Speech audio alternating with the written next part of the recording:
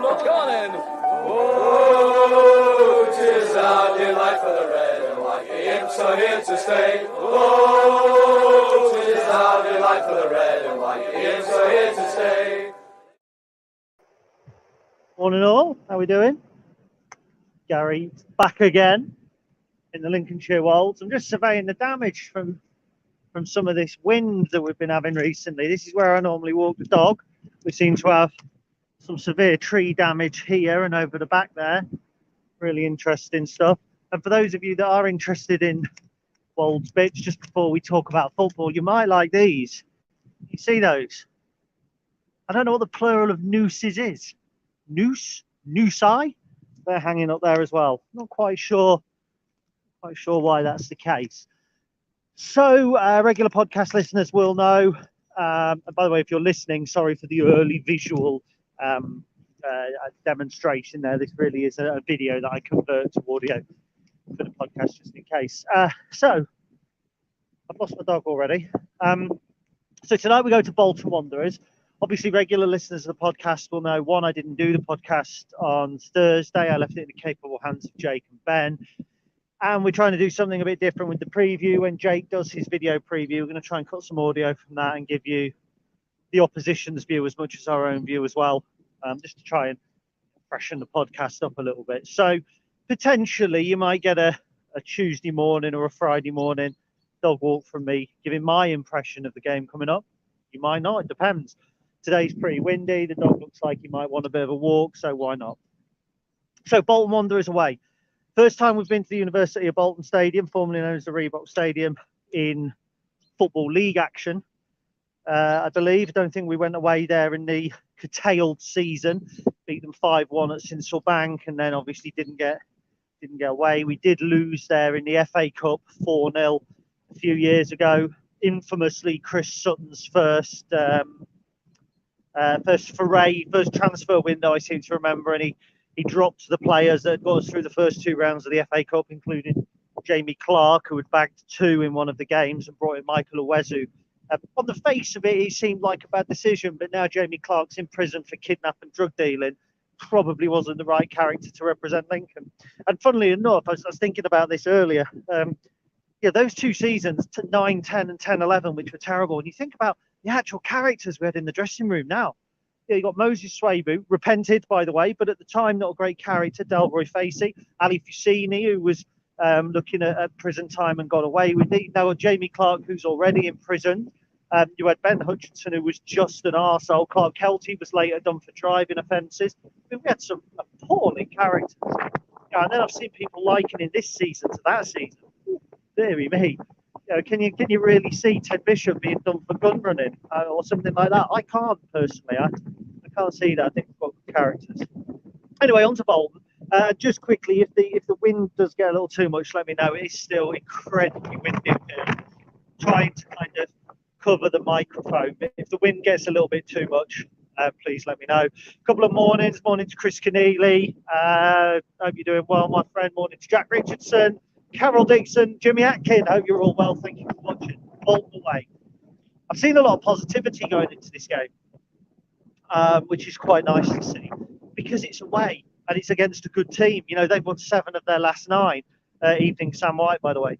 So they've won 7 of their last 9. They're on a bit of a roll. They've got really good players. They play an expansive brand of possession football. They're just the type of team where you like to play. And I genuinely think if all we had to do this season was play teams in the top half of the table away from home, we'd probably get promoted. And that's bizarre, isn't it? Because for most of the teams in our position, it's if they could play teams in and around them at home that they would stay in the league. We're talking about, we're good enough to go to Sunderland and win, and Wigan and win, and hopefully Bolton and get something. Doncaster at home, not on your Nelly. So it's a game that people feel positive about. I've got a couple of concerns, I'm going to be honest. They've got some great players out wide. They've got some great attacking players. They've got a lad who was at West Ham called Offalayan. I really like him. He's direct, he's powerful, he scores goals. He's kind of, he's the type of winger. I would liken him to a kind of a Danny and Gesson type of player, but maybe not with, he doesn't just turn up when he wants to. Obviously, they made some good signings in the winter window as well. Kyle Dempsey probably the reason that Gillingham are 10 points adrift of everybody now and are just sort of a handful of points adrift. Really, really good midfielder. A great football player. Really like Dempsey. Dion Charles, not so keen actually. We talk about attitude. Here's a player that more or less went, wouldn't sign a new deal at Accrington, was stuck out in the reserves. John Coleman handled that in a way that you would want a manager to handle it, not the way, not Wraith Rovers kind of, we'll play him way, but in a, don't want to be here, unlucky lad. So he's moved there, but he's done well since he's signed as well. They've had some great results. 6-0 win against Sunderland, their last result, 4-0 victory as well. They score goals. They do concede a couple. Oxford, I think it was 3-2, and there's a couple of other games where they conceded. So they're not against a couple of concessions. And let's face it, you'd probably back us to score in games where teams are going to leave a few gaps. You just don't back us to score in games where we're expected to beat teams down. So, if you're a betting person, betting's bad, gambling's bad, remember, of course. But if you were both teams to score, I think it's nailed on tonight. Absolutely nailed on. It's certainly not going to be 0-0 without a doubt. God, can you hear this one? Are you all right with it? It's absolutely crazy. So in that respect, it's going to be interesting. I think when you look at our side, I was kind of, believe it or not, doing a bit of research before I came out with this video. It surprised me how few games there are left. We've got 6 games left at Sincil Bank. By next Saturday, by the conclusion of next Saturday's game at Sheffield Wednesday, it's just going to be 4 games. I think we're 8 away from Sincil Bank. By the time that we get this one out of the way, we'll be overloaded with away games. I don't think it's a particularly bad thing given how we play away. There's very, very few games left, and I think I tend to look at that and put that in the context of, well, the teams below us have got 13, 12 games left. If they take 1 to 1.5 points per game, and 1.5 points per game, by the way, is a decent haul for a team in the bottom 4. You'd think teams around us like Morecambe are probably going to come away with, let's say, 15 more points, maybe a few more, not a lot more. More interesting, a little gap between us and Morecambe. So you think actually 4 wins? I know it's pushing it, but you get 4 wins and a few points here and there, we're in a pretty decent position. So actually now we're getting to the stage of the season where every game does count. And this is going to sound crazy, even the games we don't play. Because every single weekend, like this weekend just gone, we didn't play. I get that, but we didn't play. Teams below us did play. And what that means is that a lot of them dropped points. So actually, we were in a great position because every single weekend counts now. If you don't play in October, you kind of think, there's another 35 games to go, before we have to worry about how many points we've got. But now we are getting to the business end of the season. You think that we're nearly at the end of February. Very soon we'll be thinking, well, actually, next month is the last month of the season, bar maybe 1 game in May. So we're really beginning to get to the business end now. And when you look at Bolton, they did some great business in January. They've kicked on really, really well. People look at us and say we did good business, and I actually think we did. I did the article last night that said that we were averaging now 1.4 points per game. So over the course of the season, it would be an extra kind of 10 points or whatever between now and the end of the season, which I think would be enough to keep us up. And I've just mentioned players that they signed: Kyle Dempsey, Dion Charles. I mentioned Leon, who plays out wide. It's easy to look at that and go, right, they've got some good players, this player's doing well, that player's doing well, etc., etc. People will look at Lincoln and say the same.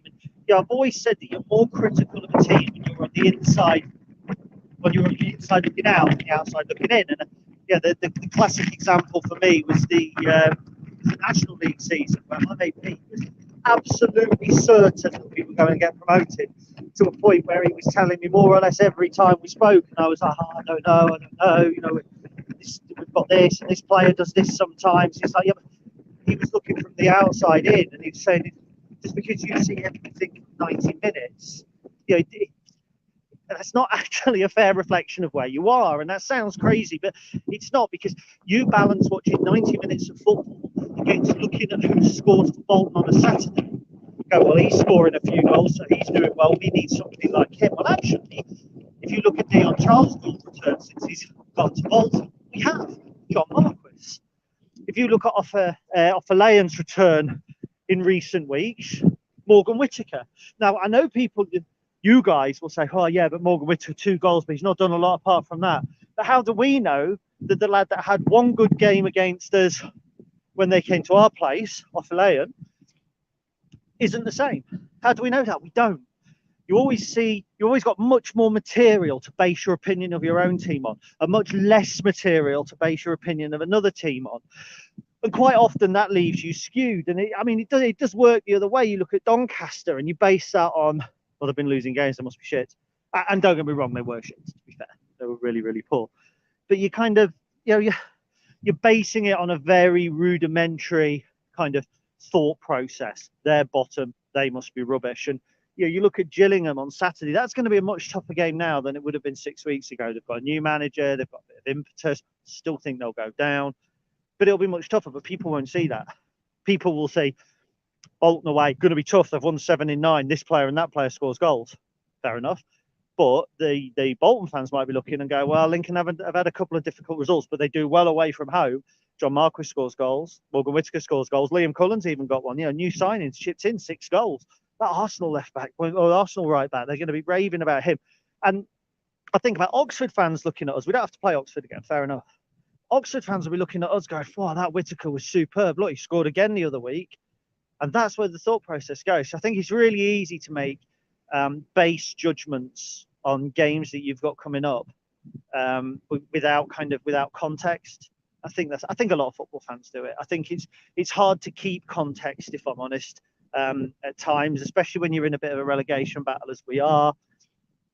And that's proven by the fact I've seen people saying it's as bad as 2010-11 with sleepwalking into relegation. Well, actually, at this point in 2010-11, we weren't doing badly. Pretty much the same as we are now. We can't remember what sort of transfer window we had. I think we'd brought Grimes in well before that. You could bring loan players in at more or less any time, I think, then. But there's so many differences. There are. And we're not playing well at home, or rather, I don't think we're playing badly at home, but we're not getting the results at home. And that's a bit of a shame, because you've got 7,500, 8,000 fans coming every week. And as Gavi sits behind me saying, it's sick of watching Lincoln lose at home. I am as well, do you know? I really am. But people that go away every week as well, those people see the other side of it. And the stats, and I get what people are going to say to me now, there's only one stat that matters, blah, blah, blah, blah, blah. But the stats suggest that we're doing the same things now as we were last season. Same shots, same, more or less, same shots on target. We were a couple of goals short, lacking a slightly clinical edge. But other than that, there's not a huge difference, apart from the loan of a player that's now worth £20 million, which you get once in a lifetime. Before Brennan Johnson, who was the best loan we had before that, David Sommer, 10 years ago. And I'm not saying loans are hit and miss, but you never quite know. I was reading an interesting piece on The Athletic last night about Matty Longstaff. And you might know Matty Longstaff, who's the Newcastle player, scored on his debut against Manchester United, given a £20,000 a week contract, now on loan at Mansfield. I found it really interesting that there were League One clubs who refused to take Longstaff because he hadn't played an awful lot of football going into January. So he's ended up having to go to League Two. And the perception is £20,000 a week Newcastle player, he's going to tear League Two up, but you never know. How's he going to settle? None of the big reports mentioned he'd had a loan spell at Aberdeen and barely got a kick. And I think you've got to look at our loan players a little bit like that. Actually, although we're critical of, or say we, I'm not, but there are sections of the sport that are critical of Whittaker and Cullen. I've seen words like offer nothing. They do. They offered 3 goals for a start. I think Whittaker's drifted in and out of games, but he certainly had a hell of a lot more impact than Adelican had over a similar sort of period. And I'm not writing Adelican off there. I'm just kind of asking for some sort of perspective. And I think perspective is always the interesting one, isn't it? Perspective is something that I always mention in relation to Lincoln City, always. And so I think going into the Bolton game, we have to retain a little perspective, because I can already tell you what the narrative will be in the event of the different outcomes. go tonight and lose, the doom mongers will be out calling Michael all the names that they call him, the funny names. He's got to go, apparently, that sort of thing. Now we've lost our ability to win away as well. Relegation beckons, blah, blah, blah. Easy to say. And if we don't get relegated, they'll say something like skin of the teeth. Similar people when we won the Trade Trophy. It's going to cost us a playoff place. Didn't know, did it? But it's easy to say it at the time and then go back and say, oh, it nearly did. And then in the title winning season, you know, when we were dropping the odd point here and there, drawing away at Oldham, we're not going to go up with results like that. Well, we did, though. But they still walked out on the final game of the season when we lost 3-0 against Colchester. Even though we'd won the title, people were still like, I'm not entertained by this. Direct football, it's rubbish, we're losing. Now we're playing a bit of football, it's boring football without purpose. Not the same as MK Dons last year, play 100 fewer passes a game than MK Dons.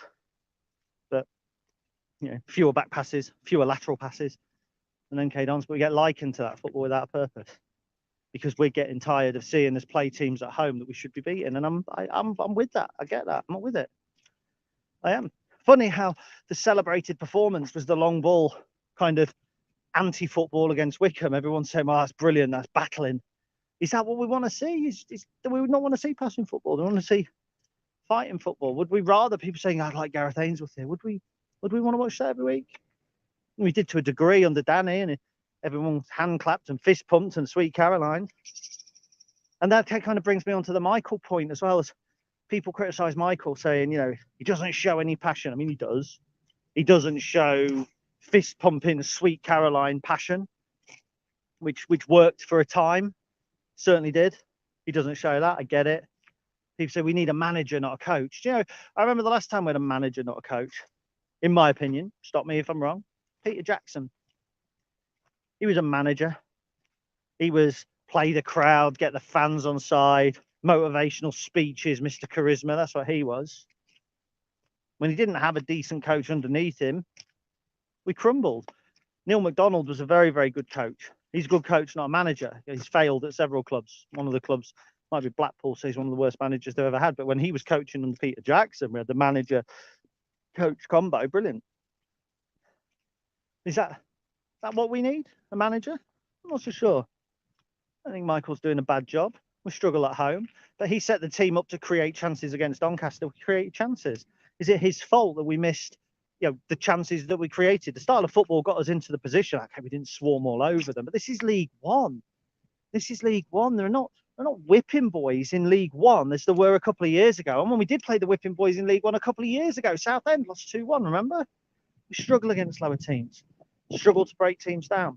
Probably to do with how we have to recruit as well. I mean, we don't have swathes of attacking players that we can bring in and drop in. We don't outspend for the likes of Dion Charles. We've done well to bring in John Marquis, hard-working centre forward, and he's improved the team.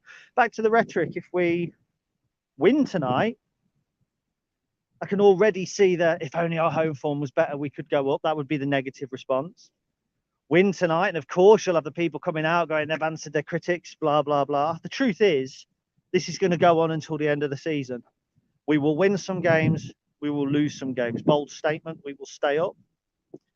Probably finish where we are now. I thought we'd finish a bit higher, if I'm honest. Probably finish where we are now. Keep it interesting until the end of the season. I think it would surprise me if our trip to Accrington is one that has anything riding on it. If I'm entirely honest, that would surprise me.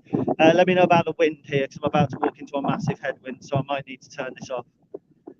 And if we draw tonight, I think general consensus will be a decent point. Actually, for a neutral, a draw will be the one that causes the least amount of stress, I think, on social media.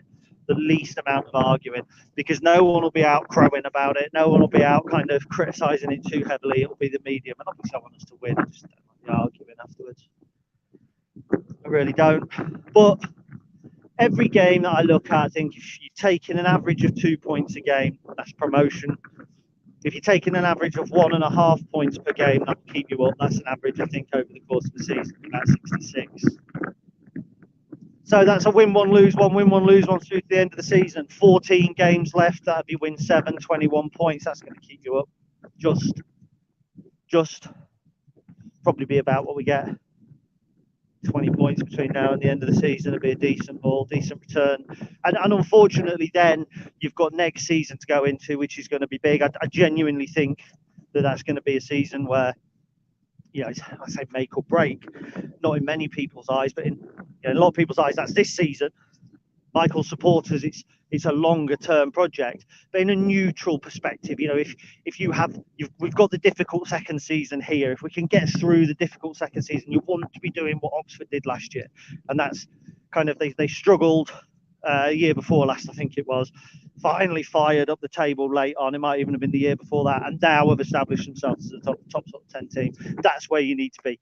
Ride this difficult season out and see where we are after that. But that's a long term in the future. What we've got now is a game against Bolton Wanderers, and the truth is, win, lose or draw, thanks to some of the results that have gone on around us, none of it's a disaster. I went into a couple of games a few weeks ago where we were in the bottom four going into a game. That for me was a big game. Morecambe, a must not lose game. And because we didn't lose the Morecambe game, and because of the proximity of Morecambe to ourselves, that was a bigger game for me than Doncaster. And people saying Doncaster was a must not lose game, but it wasn't a 6 pointer. If Doncaster stay up, for me it'll be a bloody miracle, because they offer so little going forward, particularly great at back. It was our wastefulness that cost us the game. Combined just with so many men behind the ball, and other teams will break that down. And there are other teams I worry about as well. Morecambe look like they might be about to lose their manager. That will certainly impact them negatively. Wimbledon have been knocking on the door to get back into League Two for so long. It's only really they're like a splinter that keep getting pushed up because everyone else is so bad. They keep getting pushed out of the bottom four, not because of any other reason. I think we've got enough to get past these teams. If we lose tonight, that doesn't change my opinion. If we lose tonight and Saturday and next Saturday, maybe it does.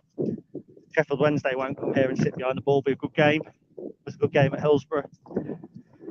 Anyway, so that's where I am. 22 minutes of me pondering about Lincoln City and Bolton and things like that. I appreciate everybody who's stopped by. I'm going to turn around and go back the other way with my dog. Brian Rundle says, we've got a free hit tonight, in my opinion. Two teams that play good football, should make for an entertaining match. Yeah, you'd hope so. It was an entertaining match at Sinsel earlier in the season. We just lost it. So it didn't feel entertaining. But I think anybody that tuned into that game would probably say it felt, as a neutral, it felt like a good game. I think the point I'd make about that as well is when you look at that team that we put out there and the team we put out now, I think we're much, much better. They are. We are. I think when the two teams met earlier in the season, we felt like we were a top 10 team and they felt like they were an aspiring top half team.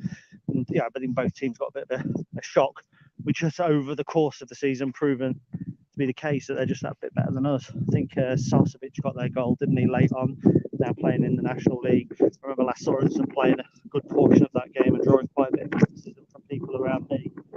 My dog's gone to a field of sugar beet. It should really have been harvested by now. So that's where we were. Let's have a look. Mr. Smith, morning Clive.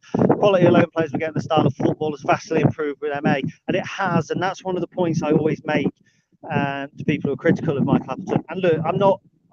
People are entitled to their opinions, and in my opinion, theirs is not right. But I won't say theirs is wrong, because that would only be in my opinion. That's the beauty of it. And, if people express their concerns in the correct way, I'm willing to listen. My mate Roy Thompson from up here, Cambridge, he's the sort of person who, when he has a point to make, he can put it in the correct manner. He doesn't just go online and go, Cruppleton's at it again, or whatever, because that, for me, I read that and I think, oh God, one more opinion that I don't have to listen to anymore.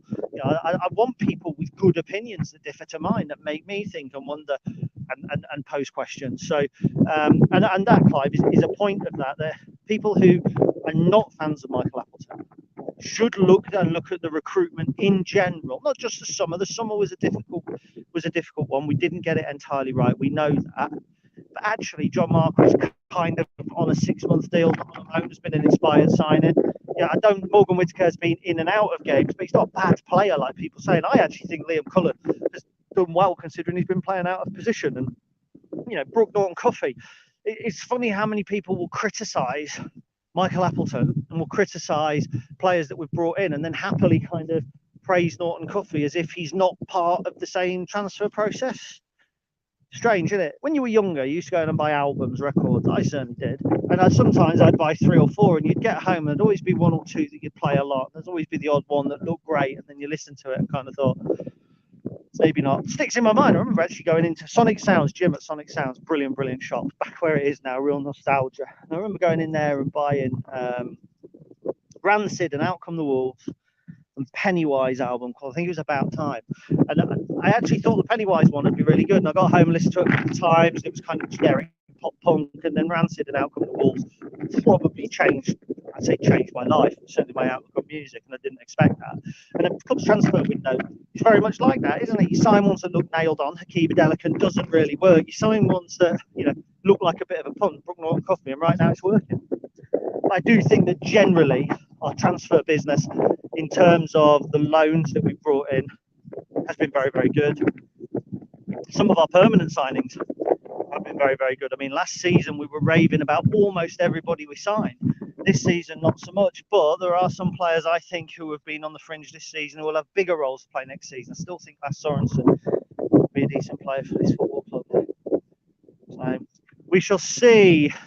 Mr. Needham, rare Tuesday away for me, so buzzing for that away win at last. Yeah, certainly hope so. And one I would like to be going to just for work. It's not possible, unfortunately, so I shall be tuning in at home. I didn't do the FA Cup game. I did have tickets back in 2010, and then I was ill.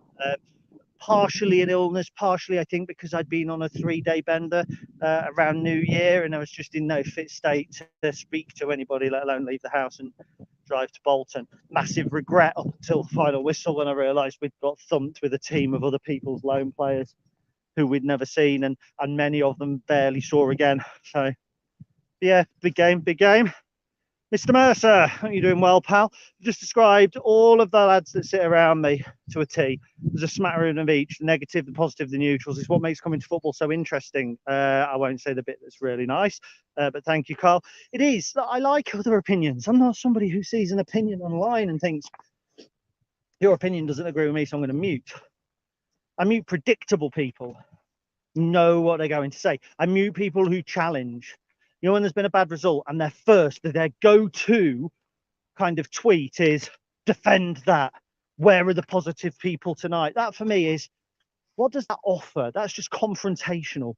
And for me, if we all support the same team, we should be able to debate things without being confrontational. You're always going to get heated because you believe your football team belongs to you. You do. And it's why people argue about who's the better fan. I go to more away games. I've been a fan since 1978. People do that because they feel the team belongs to them more than anybody else, because they have so many personal things, memories linked to it. They have times they spent away with friends who have since departed. They have, seminal moments in their life that have inextricably linked to football. And every time they do that, it makes the football club feel like it's their football club. We all feel it. And sometimes it's easy to lose sight of the fact that other people feel that way as well. There are other people who remember a game that was on their wedding day, or remember the last game they went to with their dad, or remember a childhood moment that helped shape the way that they kind of acted and behaved from school, or growing up with a certain group of friends. So we all feel that the football club's ours. So it's easy to get very, very passionate about it, but the go-to argument shouldn't be right. There shouldn't be a division within a Lincoln City fan base. There shouldn't be that. There should be I take your point on board. Different to mine. I'm not going to fall out with you. And I often think about Marcus Clayson, who's somebody who I don't always agree with online. Never muted him. Never, because these arguments are always at least grounded in some form of reality. And I know he's never somebody that comes on and tells me he's a better fan because he's 5 or 6 years older or whatever and has therefore been to more games. He doesn't do that. And I respect that. I respect people that can understand that, your football club is to you what it is to other people as well. It's not just your thing. Okay, I write and do videos and stuff. I'm not the only one that does it. I don't think that I am. I don't think I'm a better fan because I have time to do a video in the morning when I walk the dog, or because somebody who's 25 hasn't been able to go to games as long as I have because they weren't born. That's utterly crazy.